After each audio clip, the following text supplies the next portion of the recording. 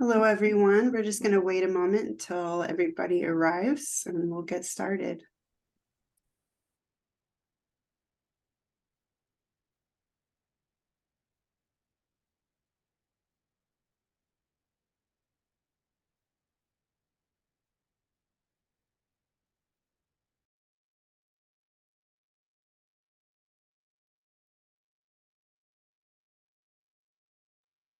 All right, I think we'll go ahead.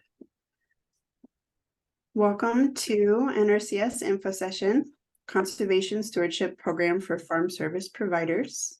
Thank you for joining us today. I'm Carly Boyer, OrCAN's Program Manager. This event was brought to you by Oregon Climate and Agriculture Network, Natural Resource Conservation Service, OSU Extension, and supported by Western Sustainable Agricultural Research, Education, Oregon Professional Development Program, or Western SARE. We are happy to welcome Will Fett, NRCS Outreach Coordinator and Tribal Liaison, and Misty Beals, NRCS Program Specialist, to talk about the Conservation Stewardship Program.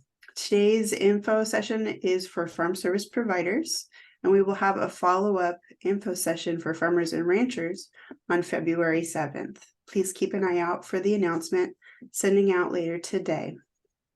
Please save your questions until the Q&A at the end of the hour. We expect to wrap up about 3 p.m. And with that, I'll pass it over to Will Fett. Thank you again. Good afternoon, everyone. Really appreciate the opportunity to share a little bit more information about the Conservation Stewardship Program. And I want to first start off with kind of where the Conservation Stewardship Program fits within the conservation programs that NRCS offers. So you hopefully are aware that NRCS provides technical assistance and financial assistance to producers in a variety of scenarios and instances. That technical assistance is free and really helps at connecting producers with conservation practices that are going to address resource concerns.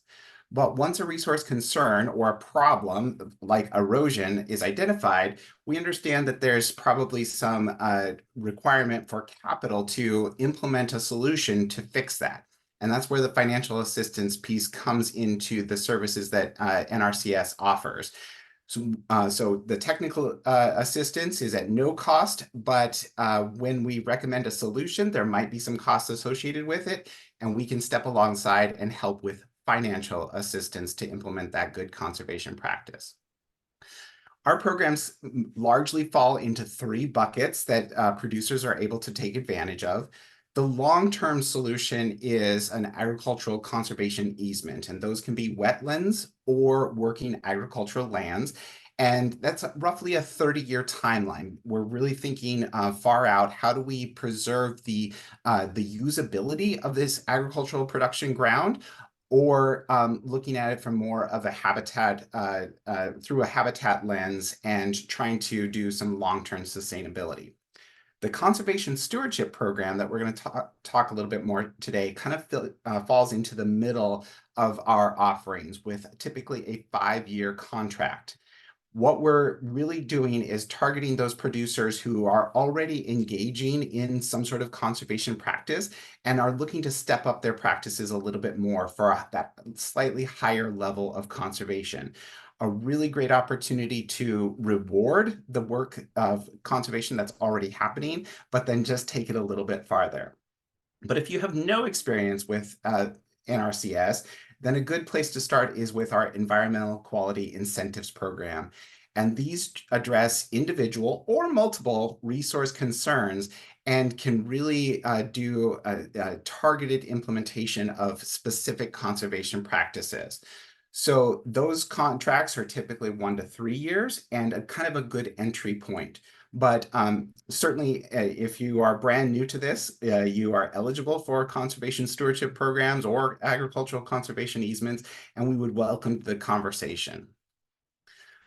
Our process is long because we want to do it correctly with good technical standards.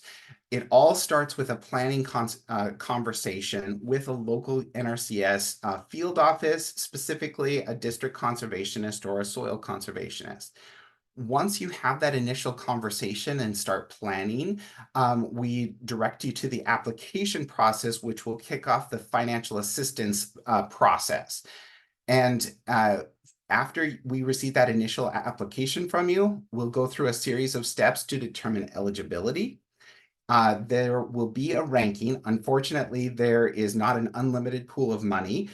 So we do have to rank applications, and the top applications will receive a contract, and then we step alongside with you with the implementation of those conservation practices through the contracting part of that. So this process can take a year or more, but it is really well worth it because we're looking at the long-term sustainability and health of your farm production operation. Now, that application is completed by you and the district conservationist. So your local USDA service center is an essential part of this process. And you're identifying what those conservation practices you want to implement, or also those resource concerns that you want to address. And again, everything goes back to that plan that you're putting in place. And we want that application signed and submitted before the deadline. We'll accept an application at any point throughout the year, but we do have deadlines so that we can ensure that the fiscal year and the financial calendar are adhered to. Those program deadlines. For the Environmental Quality Incentives Program, we have a ranking deadline in November. So 2023 has passed. We would be looking ahead to November of 2024. That exact deadline hasn't been set yet, and we would usually announce that deadline a month ahead, so you can look for announcements in October as to when exactly that cutoff date in November will be. But the one that we're going to focus on today is the Conservation Stewardship Program, because there is still time to take advantage of that this year. Our ranking deadline for that program is March 29th. And you might see some other deadlines posted online, and those are process deadlines. So really the key deadline that we really need to pay attention to and focus on now is March 29th. If we don't have an application in by March 29th, those other deadlines aren't going to matter, which is the eligibility deadlines and some of those other component pieces. So if you are at all interested in the Conservation Stewardship Program, now is a great time to start that conversation with your district conservationist, to get an application in to make sure that you are considered for the March 29th deadline.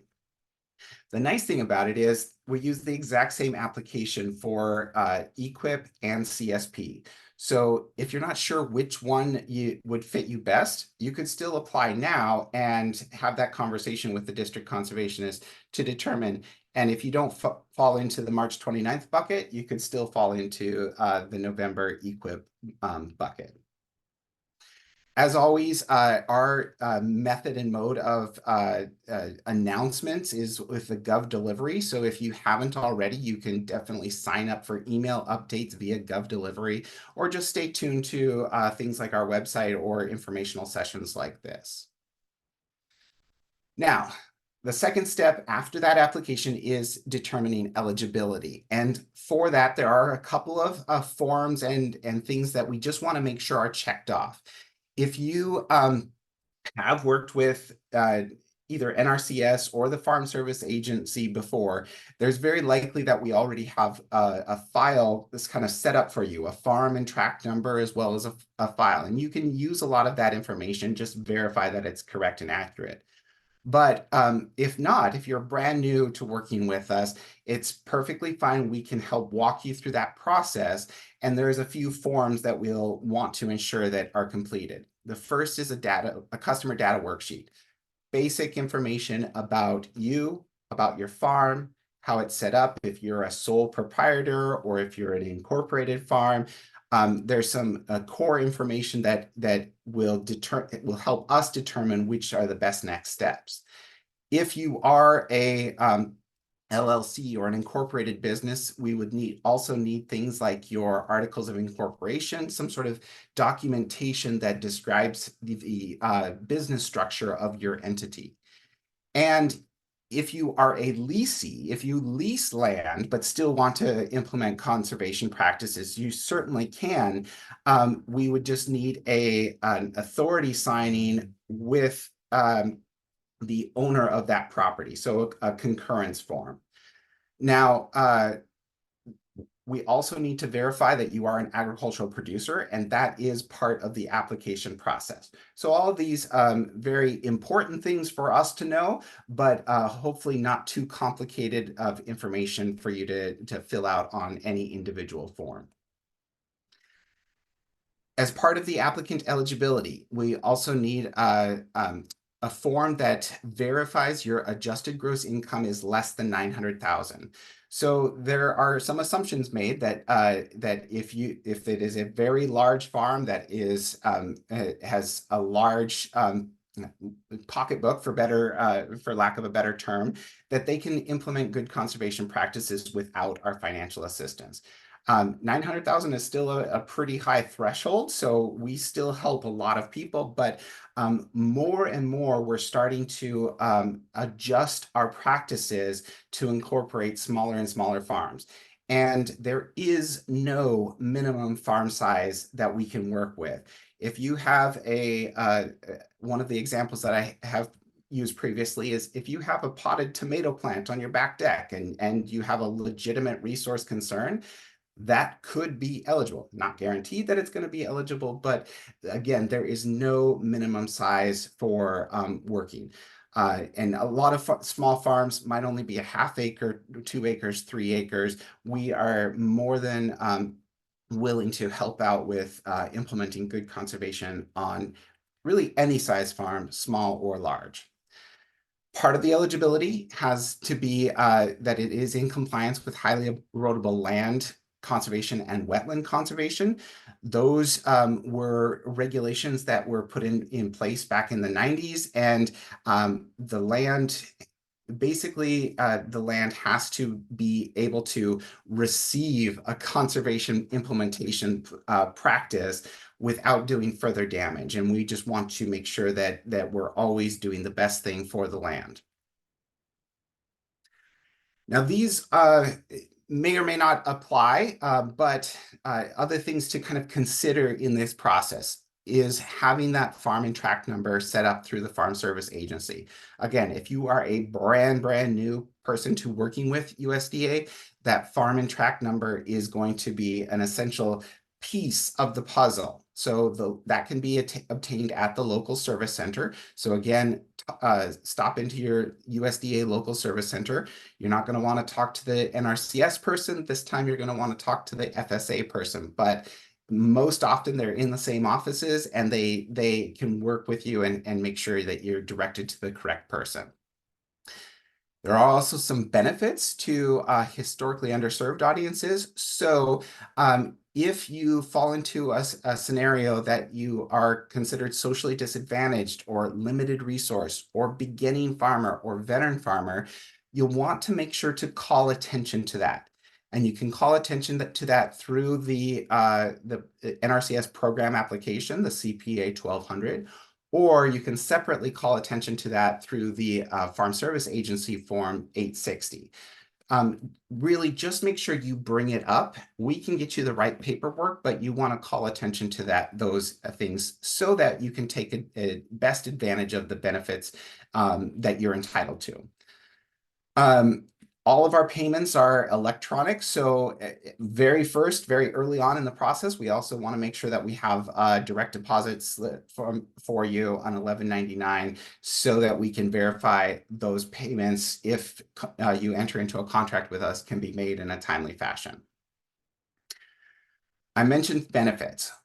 Those benefits to what we class historically underserved producers include higher payment rates, advance payment options, and priority consideration for funding. In our EQIP program, the payment might be typically around 70 or 75% of the total cost of implementation of that practice. For historically underserved producers, that payment might be 90%, whereas NRCS would cover 90% of the costs, and you as the producer would only cover 10% of the costs. There is also the opportunity for advanced payments. So typically our contracts work on a reimbursement scenario, but in the case of historically underserved, we understand there might be a need for cash up front. So up to 50% of the contracted amount can be paid in advance of any work being done. And then also priority consideration for funding. So when we go to rank the applications, beginning farmers are going to be awarded additional points so that their applications are kind of considered at the top of the pile. Socially disadvantaged producers will have a separate funding pool with dedicated funding for that group. So we really want, have a couple of different mechanisms in place to ensure that we are providing that priority consideration for funding. Now, once we move past, are you as a producer eligible, there are a few other things that we consider, like land eligibility. The land must be producing. So that could be crop ground, it could be livestock, it could be forest ground, but it has to be a producing scenario. So we're not looking at taking ground out of production, if we're looking at doing it in a sustainable way. So livestock might have to be documented and being visible. If it's forest ground, it has to have tree growth that is with the intention of harvest. It has to be a producing ground. We primarily work with private landowners. So whereas the Forest Service or some other federal agencies might work with public land, the Natural Resources Conservation Service works with private landowners, with a few exceptions and caveats. So if the land is public, it has to be, there might be a lease agreement with a private individual for grazing purposes, for example. We also work with tribal lands, and that's a really big piece of what we do.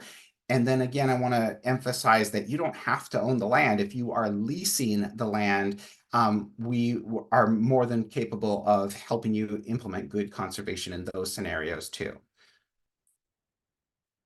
The third component of eligibility that we think about is the resource concern. So we have to be addressing at least one problem and trying to improve that problem, whether that's wildlife, whether that's plant species, whether that's erosions.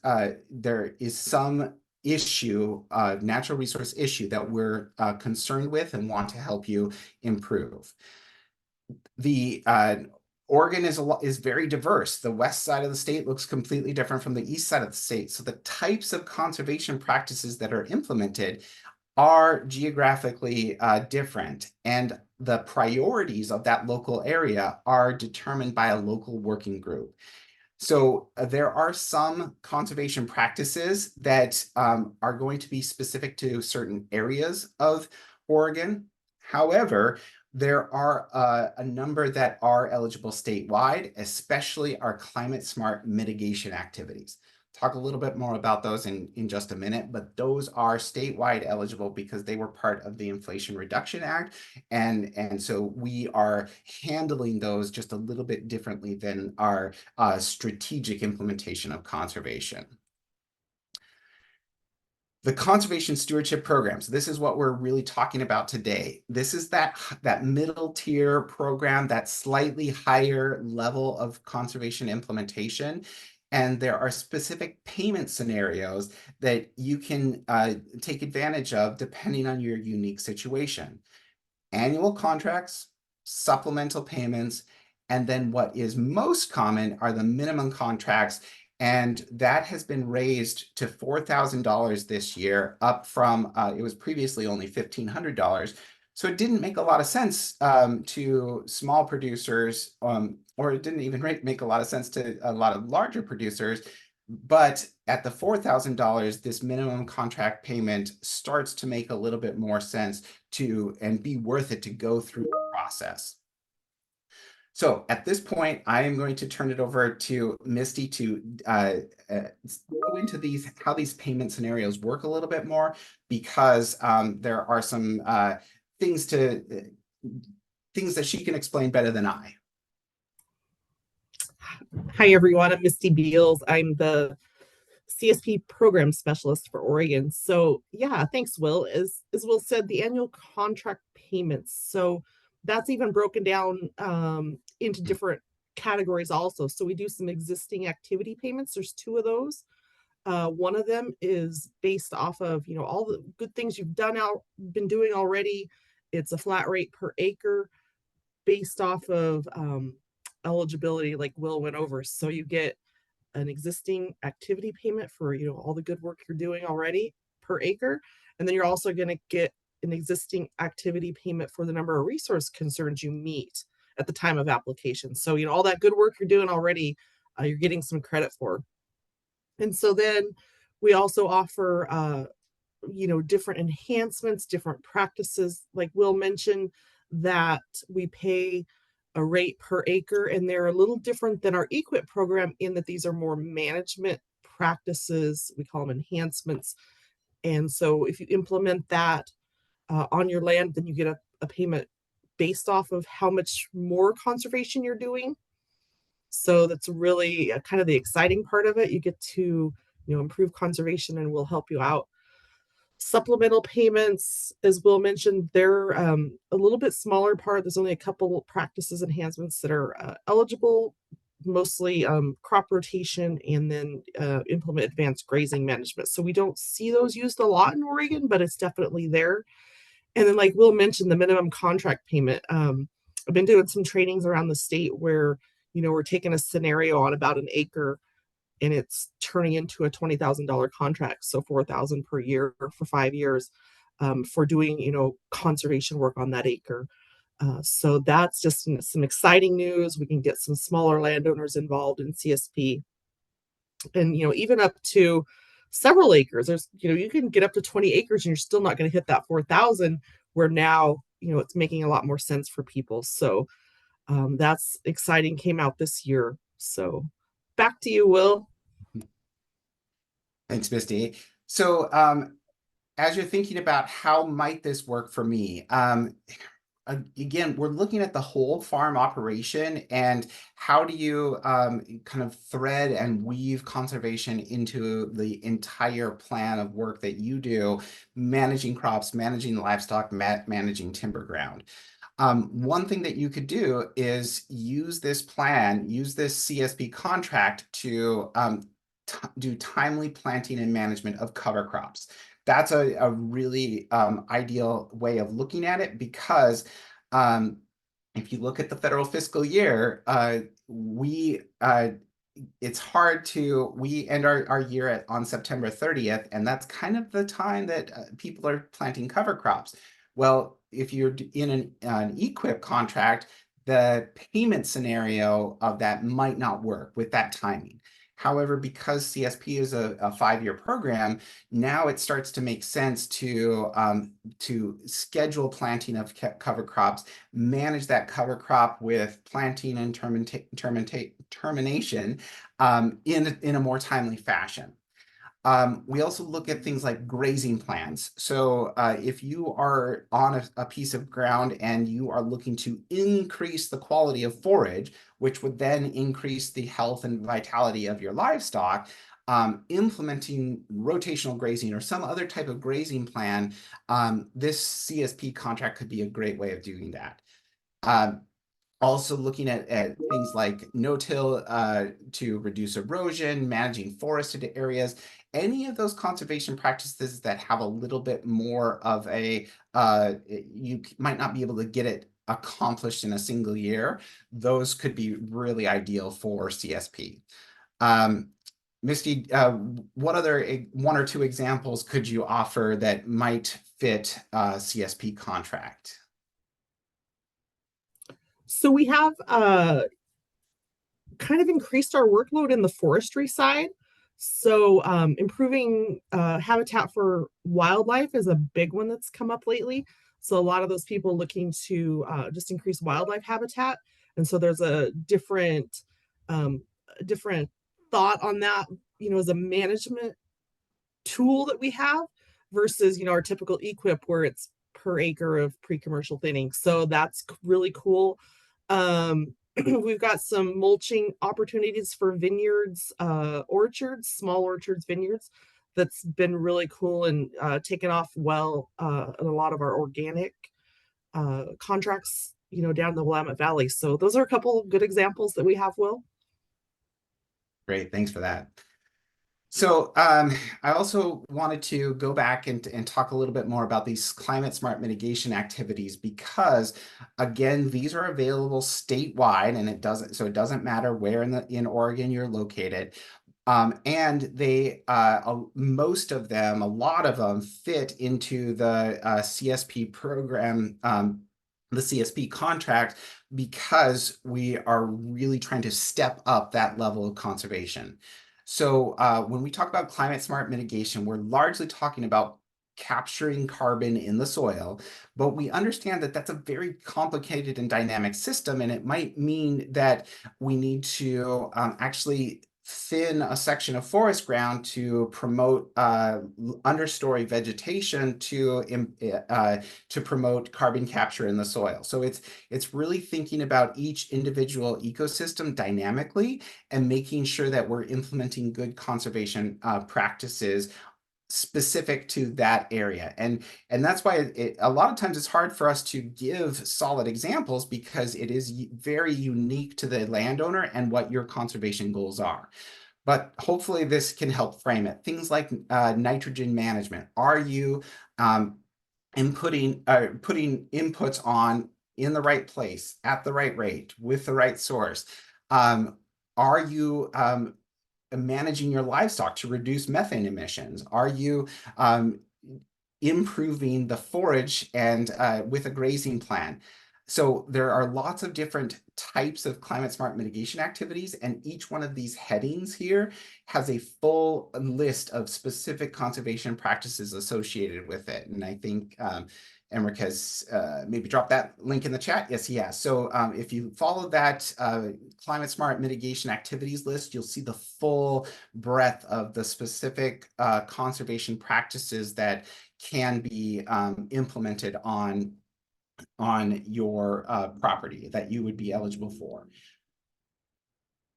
The last couple of things I wanted to talk about then are, once we receive an application, what does that look like? How do we go about ensuring that, or helping ensure that you receive a contract?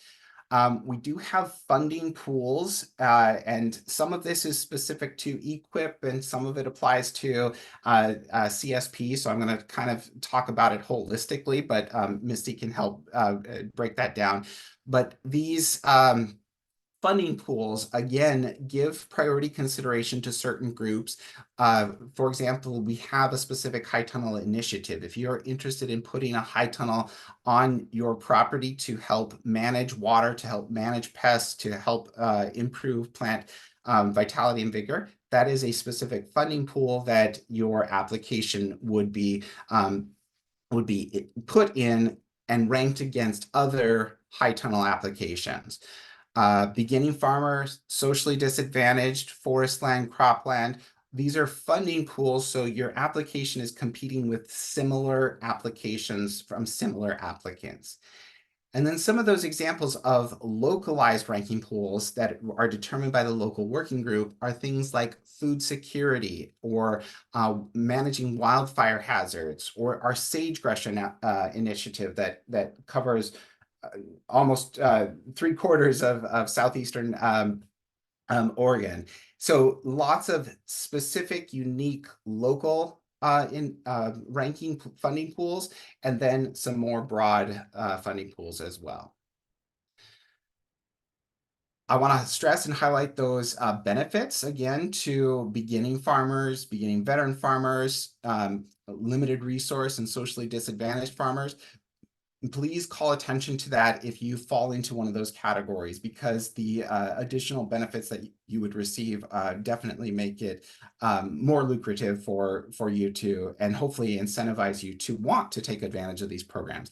And that's something I failed to mention, is that everything here is 100% voluntary.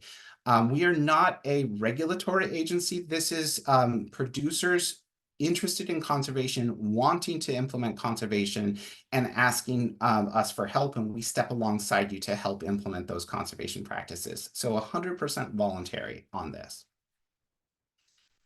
Once you are obligated under a contract with us, and that means you are signed up to do the conservation, that implementation will typically happen in the growing season of the year. So with EQIP, we're ranking in November and hopefully contracting by February, so that you can plan for implementation by March or May at the latest, during the get that stuff going in the growing season of the year.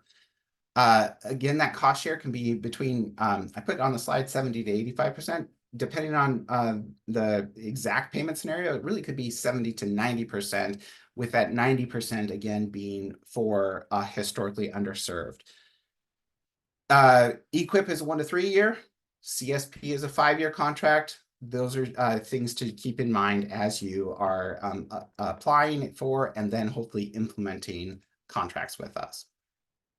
So that is my slide deck, but I do want to show you what the application looks like. So hopefully you are not scared by the application. Hopefully it is actually pretty reasonable and manageable for you. What you should be seeing the application, and it's relatively simple and straightforward. So we're asking for your name and address. Where is the property that is going to be looked at and targeted, and then the exact type of assistance you're requesting. And this helps us narrow down which conservation practice. You're under no obligation to come in and say, I want this conservation practice. That's part of our job through the planning process to identify what conservation practice fits your scenario the best. So you can just tell us you have a problem, and then we can help I guess prescribe or otherwise recommend something that will help solve your problem. It's the exact same program application for EQIP or CSP. So you can see on question number 2 there, you just do a little checkbox of which program you think you are most interested in. And if you're interested in all, you can check all of them. And then we need a little bit more information about the business structure, if you are an individual or an entity, and what the legal name of that entity is. So this becomes important when we actually do the official contracting. We want to make sure we're getting the names and information all correct. We also want to know if you are eligible for those historically underserved benefits. So that's right here on this application with a checklist. And then some of those other land eligibility component pieces that I mentioned. Is this private land? Is it public land? Is it tribal land? Those things help us know which direction to take the line of questioning and which additional forms might be required depending on the scenario. Control of land, do you own, do you lease? If you own, we probably want to see a copy of that deed. If you're leasing, we want to see a copy of that lease agreement. And then if you are enrolled in any other USDA programs, we want to know that. There's been a more USDA programming and a little bit more of a push for supporting organic producers. So we also want to know if you're eligible for our national organic program or the organic the transitioning initiative, because those open you up to more financial assistance possibilities. What are your primary crops? What are your primary livestock? And then ultimately a signature. So please don't get scared by this process. The the initial application is really super simple.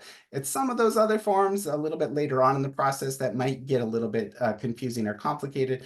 But again, we are here to help answer questions and walk you through the process to the best of our ability, and understand that this is a process that's going to take time. There's going to be communication, and we really want to be a partner with you in implementing good conservation on the land. So with that, I think we might be ready for questions.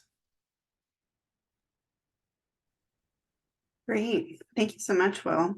We have a few questions in the chat already, and folks who've been saving your questions, feel free to either drop them in the chat or raise your digital hand, and I can call on you. So I'll start off with some questions from Diane. She asked, I'm curious about improved overhead irrigation and conversion from flood as it applies to this, quote, reduced risks of nutrient loss to surface water by utilizing precision agriculture technologies, end quote. Yeah. Great question. So flood irrigation is very water intensive. You're putting a lot of gallons of water on a field, which could lead to erosion. You're also probably, unless it's all gravity fed, you're probably pumping some of that water for flood irrigation, which is energy intensive. So what we're trying to do is reduce the amount of water that's put on, still enough that it is plant available and produces a healthy crop, but reduce the total amount of water that is put on that field, and doing it more efficiently through through efficient overhead irrigation techniques. Think of this might not be an ideal example, but think of a irrigation pivot that is 100% solar powered. We're not relying on fuel to pump out that water.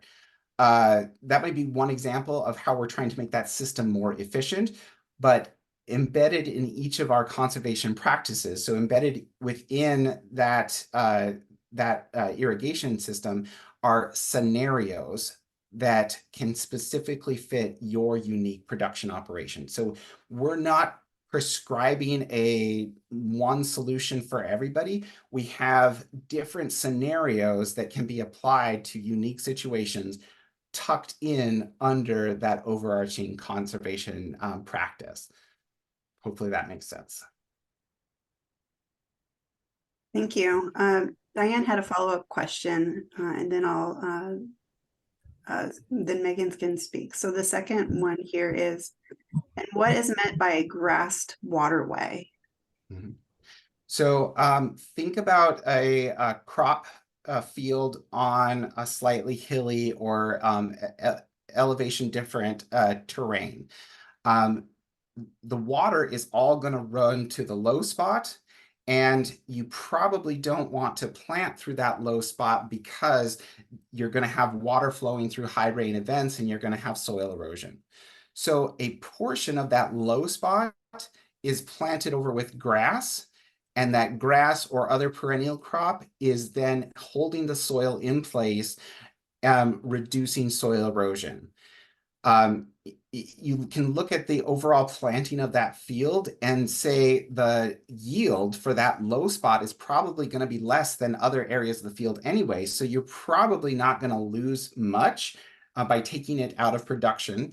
But that grass waterway holding the soil in place is going to have huge potential returns, not only from holding soil in place, but also it provides a little bit of wildlife habitat, and it traps nutrients at the edge of that field, so they're not going into your waterway. So there's a lot of different benefits to implementing a practice like that. It's about permanent perennial roots in an area that is highly susceptible to soil erosion on an annual cropped field.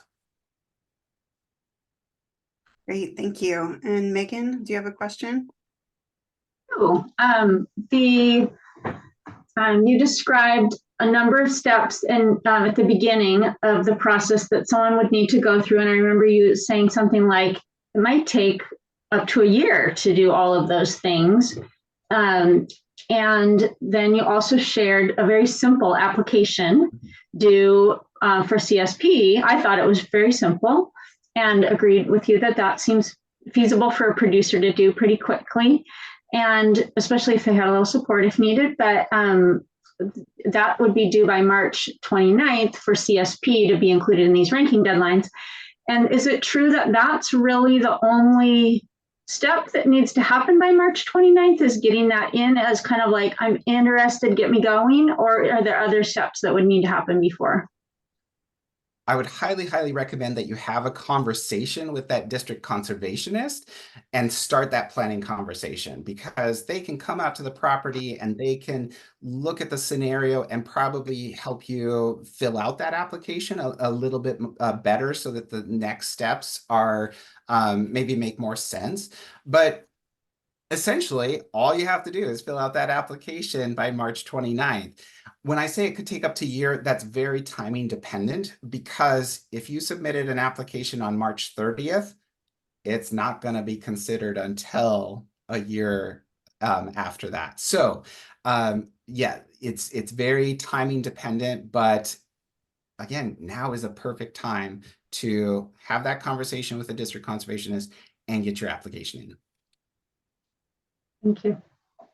Great. We have a question from Jeff in the chat. He asks, for payment type, supplemental, annual, etc., is this something that the producer asked for, or is it something that NRCS determines based on the resource concerns and practices selected for implementation? So I'll take that one. It's actually something we determine. We have a cost list, so you can look at, those available enhancements that we have and how much we pay on those. And as we go through that ranking process, after your application submitted, after we made a field visit, we know what you're applying, how much land you have and you're applying, then yeah, we determine that amount. It's something that's not a surprise at the end. We're working through that process. It's a working process where we're talking about that and letting you know how much it is and how much it is per resource concern. And then there's different rates if you're socially disadvantaged or beginning farmers. So as we go through the process and start working through the rankings, then yeah, we will let you know what that is based off of your scenario. So it is very specific to your operation. Great. If there are any other questions, feel free to come forward or drop it in the chat. In the meanwhile, I'm curious to clarify a little bit about the cost share or matching from the producer. Do they pay out of pocket for the difference, or is it often kind of an in-kind of labor and on-farm contributions? Could you explain that some more? So for CSP, there's no in-kind required. When you sign that contract, you know what you're going to get paid per enhancement. You know the payment rate you're getting for all the good things you've already done based off of our ranking score. So CSP is a little different in that we're looking at the overall management and the overall operation. So we don't require that you have any input into that. There's going to be some requirements for those enhancements you sign up for. There's some, there's a technical side to that you have to meet the specifications to implement those. But no, we don't require any in-kind.